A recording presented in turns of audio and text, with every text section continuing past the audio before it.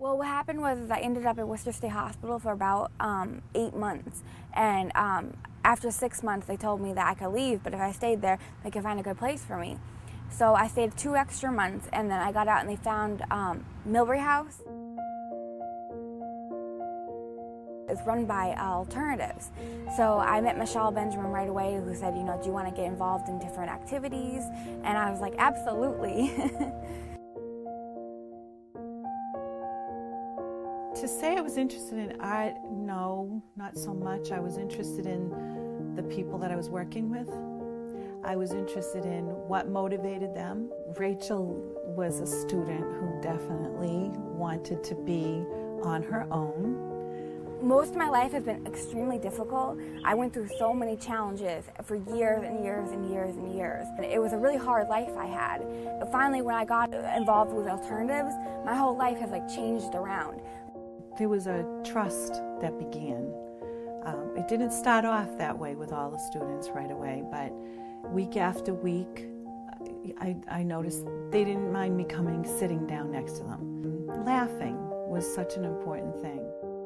Sharon really is wonderful. When I come into the art class, she really is welcoming, and whenever I have a problem with anything, she has really good advice, and you can tell that she's very loving towards everybody in the class and very accepting of people with disabilities. She does a really good job being non-judgmental and caring.